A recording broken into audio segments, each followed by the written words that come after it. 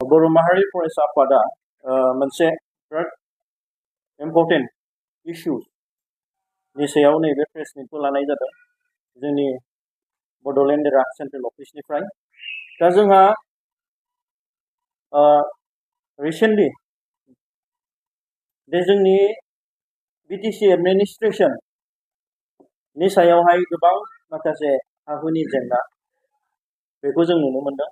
जे जोङो माखासे फाइल नाम्बार बेखौ लानानै दिनै जोङो जिथु बिटिसि 6 शेड्युलाव बे जोंहा नन बर'फ्रा हाबायनो मोना। दा बिनि सायावहाय जों माखासे एभिडेन्स माखासे जाय जिनिसा जाथावना नङा दिनै नन ट्राइबेलफ्रा ट्राइबेलफोरनि हाबायनाय एबा लेन्ड ट्रान्सफार बेखौहाय दिनै जों लाबोनो नागिरदों।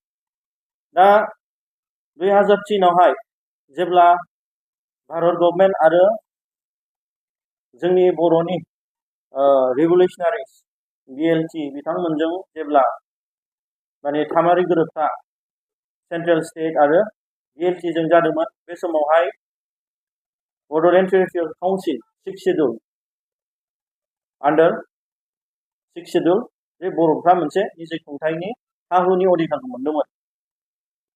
नाथाय 2003नि उनावहाय बे गोबां जोंनि नन ट्राइबेलफ्रा जोंनि बर'फोरनि बे ट्राइबेलफोरनि हाफोरखौ बायनायावहाय माने हाया ट्रान्सफार जायाखैमोन। गोबां माने सार्कल अफिसफ्राव दिनै पेन्डिं जानानै फैदोंमोन।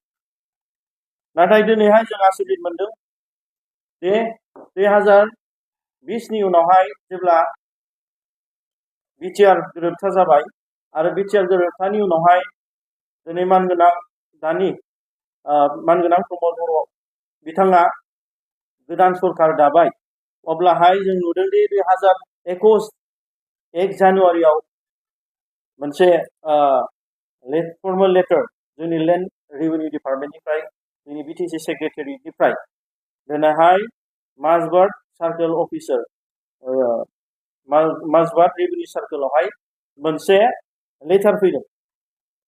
जाय लेटारनि फाइल नाम्बारा जाहैबाय BTC/35/2021/PT-of proposal of land allotment and settlement।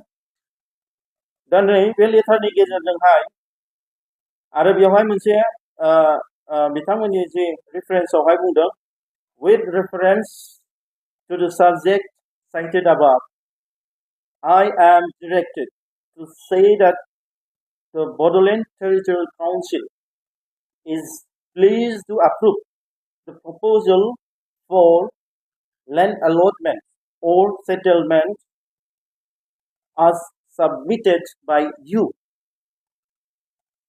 by letter under reference as mentioned below। दा बिनि गेजेरजों बिथांमोना मा लिरदों बेयावहाय सेटलमेन्ट नाम्बार अफ बेनिफिशियारिज 137 ओमफ्राय 135 नाम्बार्स अफ पाट्टा इस्युड 135 135 पाट्टाखौ इस्युड खालामबाय। ओमफ्राय बेनिफिशियारिया जाहैबाय 137। ओमफ्राय बिनि गेजेराव लेन्ड एलटमेन्ट टटेल 342 टटेल जाहैबाय 479 बेनिफिशियारिसफोरनि थाखाय लेन्ड एलटमेन्ट होदों। दा बिनि गेजेरावहाय गोबाङानो नन ट्राइबेल दिनै सोरबा सोरबा जोंनि माबायाव दङ, लिस्टआव दं। दा बे लिस्टखौहाय जों सार्कल माबाखौ हरगोन। दा बेयावहाय आङो माखासेखौ बुंगोन जे बेयावहाय गोबां जेनेरेल दं, गोबां ओबिसि दं। दा खोथाया जाहैबाय नैबे जोंनि कालाइगाव ट्राइबेल बेलेन्स ब्लकआव जाय माने हाहुनि बायनायनि अधिकारानो गैला 2003नि उनावहाय। नाथाय बेखौहाय मा खालामबाय 2020नि उनावहाय जेब्ला गोदान माने BTR मोनखांनायनि उनाव मानगोनां प्रमद बर' बिथाङा गोदान सरकार दाबाय, अब्ला बेवहाय मा नुबाय 2021 आव मोनसे लेन्ड मेला खालामदों। लेन्ड मेला खालामनायनि गेजेरजों मा खालामबाय दिनै नन ट्राइबेलफोर जाय बिथांमोनहा 2020 नि आगोल 2016 आवहाय जाय बिथांमोननि जे हा हु बायनाय आरो फानलाय जे ट्राइबेलफोरनिफ्राय हा बायनायनि जे लेन्ड ट्रान्सफारा नन ट्राइबेलफोरनिया दिनै बन्द जानानै दंमोन। दा बै पेन्डिं फाइल्सफोरखौ 2021 नि 1 जानुवारियावहाय 1 जानुवारियावहाय दिनै बिथांमोनहा बे एलटमेन्टखौ होबाय। गोबाङानो लेन्ड एलटमेन्ट मोनदों। दा बिनि गेजेराव जोङो बेखौसो बुंनो सानदों दिनै 2003 नि जि बिटिसि गोरोबथा बे गोरोबथायावहाय जि ट्राइबेल बेलेन्स ब्लकआवहाय जि जोंनि बिटिसि 6 शेड्यूलआवहाय नन ट्राइबेलफ्रा ट्राइबेलनि हा बायनो मोनलामोन। दिनैहाय 2020 नि उनावहाय BTR गोरोबथा जानायनि उनावहाय दिनै हा बायफिननो मोनबाय एबा लेन्ड ट्रान्सफार जाबाय। अब्ला जोंनि 2003 नि बिटिसि 6 शेड्यूल दिनै हा हुनि अडिटारा दिनै गैला नामा? दिनै बिनि सायावहाय गोबां माने गोथौयै दिनै जों सिन्था खालामनांगौ जानानै फैदों।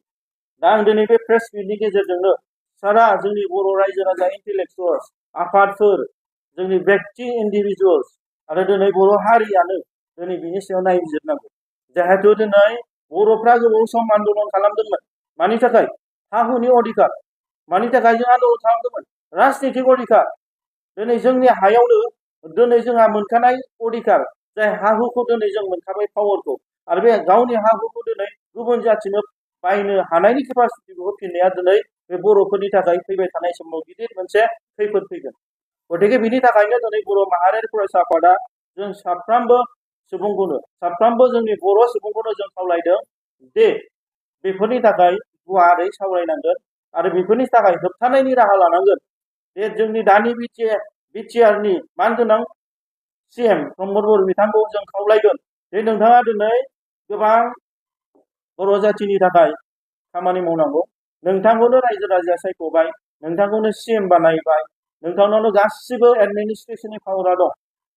दिनै पुलिस एडमिनिस्ट्रेशननिफ्राय लानानै दिनै BTC नि DC निफ्राय लानानै दिनै मोनफ्रोमबो डिपार्टमेन्टखौनो दे नोंथाङानो बुंदों दे जोङो BTR मोननाया दिनै गासिबो पावारखौ मोनबाय, आलादा रायजोल'सो जायासै।